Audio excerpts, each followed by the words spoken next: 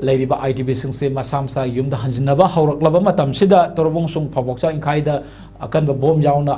अचौबा attack अमा सक्सिलकपसिना अनौबा मियामदा मिपाइबा अमखक्ति पीबगुम तौई अदुबो हारिबा थौदोक असिगी मतांगना ministry of home affairs ना governor की रिपोर्ट अमा कौरकपसि यामना मरुओइबा अदुगा मतांग चाबा लोइनना मसिगी वाहनथोकसि करिनो हाइबसि अखोइना नैनबा मथौ तायना कले तामुकिरन करियन थमिने तसेंगा करोना को की बतांग से कोई तसेंगा हंजन जन नैनर लेबा पोट अमदंग से कोइना गवर्नर्स की रिपोर्ट होजी कौरइबा पोट से होय मतांग चादे हाबदि यादे मतांग चाइ ममांग दै कोइ सुमाइना कौरि कोले हाबा पोट से कोई तागेबा लेते अदुबो कोइना होजिक से इंडियन पेनल कोड की मतुंगिना अनौबा BNSS अनौबा लो मयाम पास तौदो इंडियन पेनल कोड की section 504 and 506 to criminal intimidation हाइबा सेक्शन नंबर यावरी मसीगी पोट से मकोई मथक्ता दुम कोई हुजिकी एथेक तौरिबो कांगो सिंगसिदा कोई ममांग दि FIR चले हाइबा पोट मयाम ngarang gi यावकी कोई थेंगनै थेंगदबन तेसी पानबे यारे अदुगी मथक्ता Koyna for using illegal weapon and other dangerous materials like explosive kekasin abagi da su koina section 427 435 436 and 326 IPC nabi ai aduga innocent common people or civilians in the attempt to murder ne haiba section 307 je IPC musi koi madata panba yadi haiba leiti adu koina pale ha pot ngasi su ude aruga koi ta sengna haiga di criminal conspiracy waging war against innocent people high target against the state or against masalai state koina ngasagi mage section mayam IPC ki 120B 121 121A dum panbi ai ko na masi dum tangkang kuding gi law ga law ne du then again makoi gi thoi statement mayam da ngasagi promoting enmity the again statement da ngasagi public ki mis kano da misship talk ya pot mayam public mis thon ba mayam ma thoi bisu adum section 153A 505 close 1 sub close B gi dum palaga yai have a posi ko na dum kero taw ya dum ko ni yam luri se ko na Smaina equal English quote a person with muddy feet wearing a royal coat cannot become a crown prince have a post say equal the same KUKI Kangus the Bab Tabang Amroidawa, the Shang Hagadi, like home Nang Taiba, a Koya Dumba, Kangu, Makoi the Koyi the Shang Hagadi, Koyi,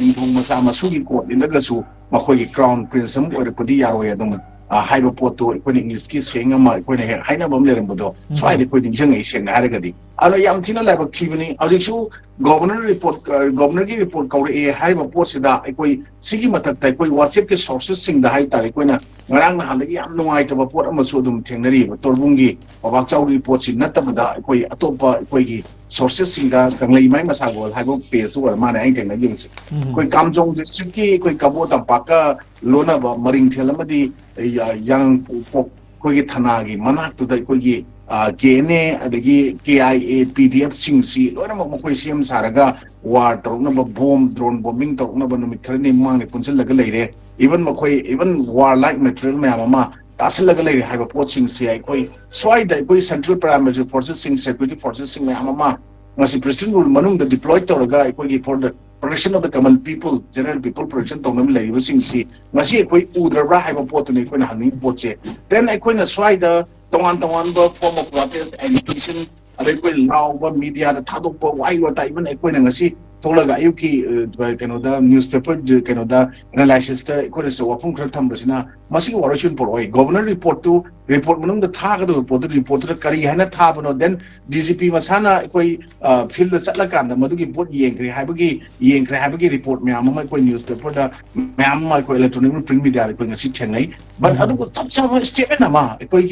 IDP single resettlement gi husi makoi mayumda hannaba ham boina Bishampur district ki manung chanba Bishampur DC additional disease ma ama makaya mogi mani le concern authorities singa tawrakanda ikoi masigi hamba sanction ba horko matamda karimta haramde adubu hojik aikuna sanction ba hoki busigi makata ba pot sanction ba honar ko matamda yamna sathiba reaction ko thole isia swaida ikoina hojik KUKI ki civil society organization civil body ne lai riba kangu sing Lalawagi, the Shanghai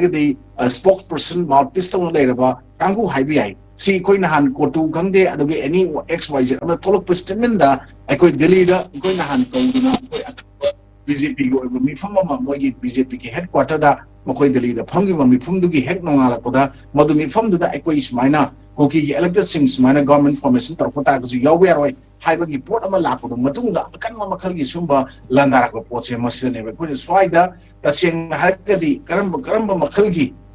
policy planning makha tana manung tawga leige haibagi potse hojikti aikoi ta sengna haragadi yamna mayek senge madudi aikoina swaida aikoina makoibu innocent ni natraga ngasai criminal conspiracy yaudaba kanguni then KUKI singda aikoina sida mamang de haina ma old KUKI new KUKI ga haiba por mayam ma adugi wafum natana hojik KUKI gi mogi umbrella ma dugi tuppa kanda for a better political bargaining power mo season another pot the sinner pot da my part the pot la pot da ngasai gi sugi ground rule mayam tubai bi yaro ina tuga suji extension tawdana sahi muk thamuru matung da sahi krel matung da extension tawru matung da su da lei ma kangu sina ngasi tawbu yarak tabadana maram wara ganda da sengna haragadi aduga aikoi masi aikoina tawbu taragadi masi suji advocate tor pusu yai nadraga aikoi gi manglan sing tik pusu yai na odi mani ngangan mugi pot ngasi imaidel mayam da holaga saudana aikogi KUKI singna makogi rule toroba sasan toroba lamda momo oibra haibagi banner postcard mayam ama paidana aikoi ngasi cover de heading ka dan tori sne adana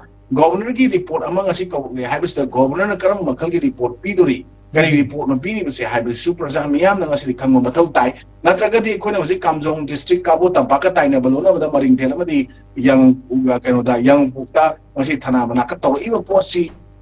na asumbo ibatagadi masigi pau si chume natraga lale haiba posi su yauna verify tawraganda ngasigi posing ja aikoi ningthi sina masigi one time settlement amaka kogi against military crackdown tawni khangde ama khangde huji shumba jaga da kathar report da ngasai kap khraba loirba matungda attempt to murder nei aduga IPC ke section me amaina panjari me amdu pandi aba pali pandi haiba posina panda panda tu ogasu tanaraga maduga phab punba pot tawba mandaba then nongalaga ntaga nungdang ro sanction dagasu sanction loga pompi khra phare araga explosive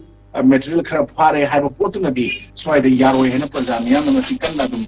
protest or was mayam to reach ni adana promoting enmity and statement tawan ba praja singda kai hoba aduga ekoi ta singna haraga criminal conspiracy waging war against state against the union government against the people innocent people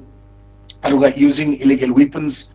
aduga other dangerous explosives mayamama criminal intervention yawan to what mayam singse logi matung na charak pi do taragadi taseng haragadi makoi ji yayana dum makatana suda laiba kangu do rosala thamaga